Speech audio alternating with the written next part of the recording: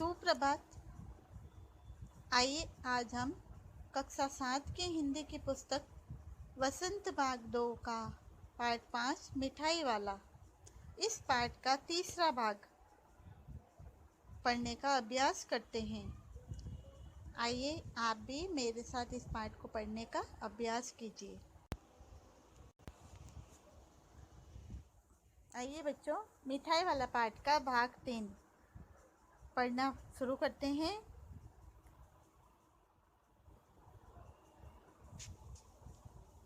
दो मुरलियाँ लेकर विजय बाबू फिर मकान के भीतर पहुंच गए। मुरली वाला देर तक उन बच्चों के झुंड में मुरलियाँ बेचता रहा। झुंड यानी समूह। उसके पास कई रंग की मुरलियाँ थी। बच्चे जो रंग पसंद करते मुरली वाला उसी रंग की मुरली निकाल देता। यह बड़ी अच्छी मुरली है, तुम यही ले लो बाबू। राजा बाबू तुम्हारे लायक तो बस यह है। हाँ भैया, तुमको यही देंगे। ये लो, तुमको वैसी ना चाहिए, यह नारंगी रंग की। अच्छा, ये वही लो। ले आए पैसे।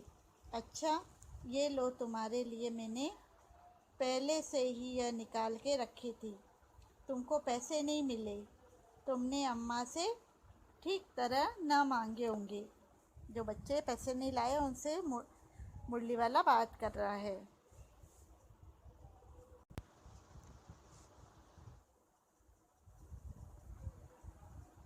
तुमने अम्मा से ठीक से पैसे नहीं मांगे होंगे। धोती पकड़कर पैरों में लिपटकर अम्मा से पैसे मांगे जाते हैं बाबू। हाँ, फिर जाओ, अब की बार मिल जाएंगे। दुअन्नी है तो क्या हुआ?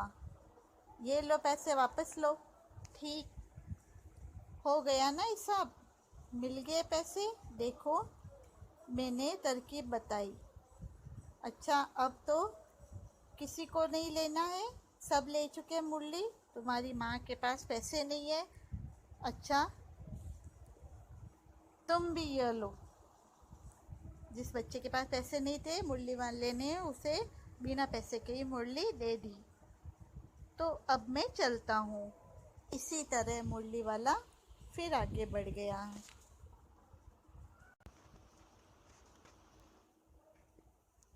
आज अपने मकान में बैठी हुई रोहिणी कौन? चुन्नू मुन्नू की मम्मी। रोहिणी मुरली वाले की सारी बातें सुनती रही। आज भी उसने अनुभव किया, बच्चों के साथ इतने प्यार से बातें करने वाला फेरी वाला पहले कभी नहीं आया। फिर वह सौदा भी कैसे सस्ता बेचता है, भला आदमी जान पड़ता है। समय की बात है जो बेचारा इस तरह मारा मारा फिरता है। पेट जो न कराए सो थोड़ा। इसी समय मुरली वाले का सीन स्वर यानी धीमी आवाज़ दूसरी निकट की गली से सुनाई दी। बच्चों को बहलाने वाला मुरलिया वाला, ये गीत गाकर वो बच्चों को अपनी ओर आकर्षित करता था। रोहिणी इसे सुनकर मन ही मन कहने लगी, और स्वर कैसा मीठा है, यानी आवाज़ कितनी मीठी है इसकी। बहुत दिनों तक रोहिणी को मुरली वाले का वह मीठा स्वर और उसकी बच्चों के प्रति स्नेह सिक्त बातें याद आती रही। महीने के महीने आए और चले गए। मुरली वाला फिर न आया। धीरे धीरे उसकी स्मृति भी क्षीण हो गई। धीरे धीरे मुरली वाले को याद करना भी लोग भूल गए। धीरे धीरे दिन बीत गए। करीब 8 महीने बाद सर्दी के दिन थे। रोहिणी स्नान करके मकान की छत पर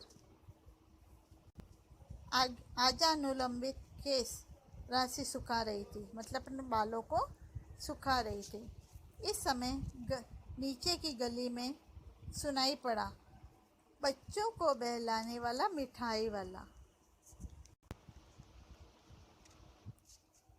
मिठाई वाले का स्वर उसके लिए परिचित था। झट से रोहिणी नीचे उतर आई। झट यानी फुर्ती से, झटपट। उस समय उसके पति मकान में नहीं थे। हाँ, उनकी वृद्धा दादी थी। वृद्धा यानी बूढ़ी दादी। रोहिणी उसके निकट आकर बोली, दादी, चुन्नू मुन्नू के लिए मिठाई लेनी है। जरा कमरे में चलकर ठहराओ, मैं इधर कैसे आऊँ?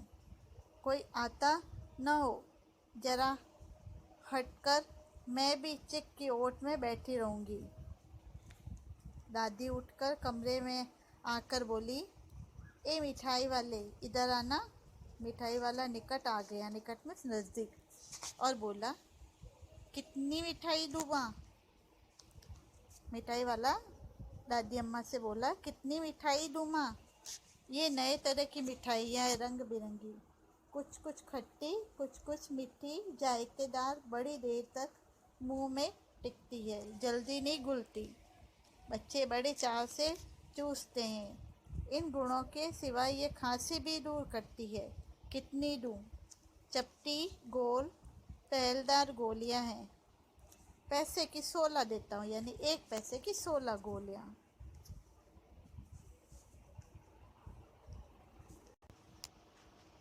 दादी बोली, 16 तो बहुत कम है, भला 25 तो देते। मिठाई वाला, नहीं दादी, अधिक नहीं दे सकता। इतना भी देता हूँ, यह अब मैं तुम्हें क्या, खैर मैं अधिक न दे सकूँगा। रोहिणी दादी के पास ही थी, बोली, दादी फिर भी काफ़ी सस्ता दे रहा है, 4 पैसे की ले लो। यह पैसे रहे, यानी पैसे ये लो। मिठाई वाला मिठाइयाँ गिनने लगा, तो 4 की दे दो। अच्छा, 25 नहीं, सही 20 ही दो। अरे हाँ, मैं बूढ़ी हुई, मोल भाव अब मुझे ज़्यादा करना आता भी नहीं। कहते हुए दादी के पोपले मुंह से जरा सी मुस्कुराहट फूट निकली। रोहिणी ने दादी से कहा, दादी इससे पूछो, तुम इस शहर में और कभी कभी आए थे या पहली बार आए हो? यहाँ के निवासी तो तुम हो नहीं। दादी ने इस कथन को दोहराने की चेष्टा ही की थी कि मिठाई वाले ने उत्तर दिया, पहली बार नहीं, और कई बार आ चुका हूँ। रोहिणी चिक्की आड़ से ही बोली, आड़ मतलब चिक के पीछे खड़ी होकर, पहले यही मिठाई बेचते हुए आए थे या कोई चीज़ लेकर? मिठाई वाला हर्ष, संशय और विस्मय आदि भावों में डूबकर बोला, इससे पहले मुरली लेकर आया था, उससे भी पहले खिलौने लेकर आया था। रोहिणी का अनुमान ठीक निकला। अब तो वह उससे और भी कुछ बातें पूछने के लिए अस्थिर हो गई। मतलब उस मिठाई वाले के बारे में और जानने के लिए वो और उत्सुक हो गई कि मैं और उसकी बातें पूछूं। वह बोली, इन व्यवसायों में भला तुम्हें क्या मिलता होगा? व्यवसाय यानी काम धंधा। वह बोला, मिलता भला क्या है, यही खाने भर को मिल जाता है, कभी नहीं भी मिलता है, पर हाँ, संतोष, धीरज और कभी कभी असीम सुख जरूर मिलता है, और यही मैं चाहता हूँ। सो कैसे, वह भी बताओ। अब व्यर्थ उन बातों की चर्चा क्यों करूँ, उन्हें आप जाने ही दें। उन बातों को सुनकर आपको दुख ही होगा। जब इतना बताया है तब और भी बता दो। मैं बहुत उत्सुक हूँ, तुम्हारा हर्जा न होगा। मुझे बताने से तुम्हें नुकसान नहीं हो। हर्जा यानी नुकसान।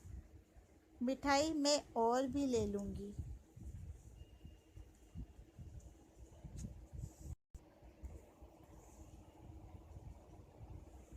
अतिशय गंभीरता के मतलब गंभीरता के साथ मिठाई वाले ने कहा, मैं भी अपने नगर का एक प्रतिष्ठित व्यक्ति था। प्रतिष्ठित यानी प्रसिद्ध, जाना पहचाना, जाने लो। व्यवसाय, मकान, गाड़ी घोड़े, नौकर चाकर सभी कुछ था। स्त्री थी, छोटे छोटे 2 बच्चे भी थे। मेरा वह सोने का संसार था। बाहर संपत्ति का वैभव था। संपत्ति यानी रुपए पैसे, वैभव यानी सुख सुविधा। भीतर सांसारिक सुख था। स्त्री सुंदर थी, मेरी प्राण थी। बच्चे ऐसे सुंदर थे जैसे सोने के सजीव खिलौने। उनकी अटखेलियों के मारे घर में कोलाहल मचा रहता था। समय की गति, विधाता की लीला। विधाता यानी भगवान। अब कोई नहीं है। दादी, प्राण नहीं निकले, इसलिए अपने उन बच्चों की खोज में निकला हूँ। वे सब अंत में होंगे तो यही कहीं, आखिर कहीं न कहीं जन्म में ही होंगे। यह उस तरह रहता गुल गुल का मरता, इस तरह सुख संतोष के साथ मरूंगा। इस तरह के जीवन में कभी कभी अपने उन बच्चों की एक झलक सी मिल जाती है। ऐसा जान पड़ता है जैसे वे इनमें उछल कूद कर हंस खेल रहे हो। पैसों की कमी थोड़े ही है, आपकी दया से पैसे तो काफ़ी है। जो नहीं है इस तरह उसी को पा जाता हूँ। रोहिणी ने अब मिठाई वाले की ओर देखा। उसकी आंखें आंसुओं से तर हैं। इसी समय चुन्नू मुन्नू आ गए। रोहिणी से लिपटकर उसका आंचल पकड़कर बोले, अम्मा मिठाई मुझसे लो। यह कहकर तत्काल कागज की 2 पुड़ियाँ मिठाइयों से भरी मिठाई वाले ने चुन्नू मुन्नू को दे दी। रोहिणी ने भीतर से पैसे फेंक दिए। मिठाई वाले ने पेटी उठाई और कहा, अब इस बार ये पैसे न लूँगा। दादी बोली, अरे अरे, न अपने पैसे लिए जा भाई। तब तक आगे फिर सुनाई पड़ा उसी प्रकार मादक मृदुल स्वर में बच्चों को बहलाने वाला मिठाई वाला।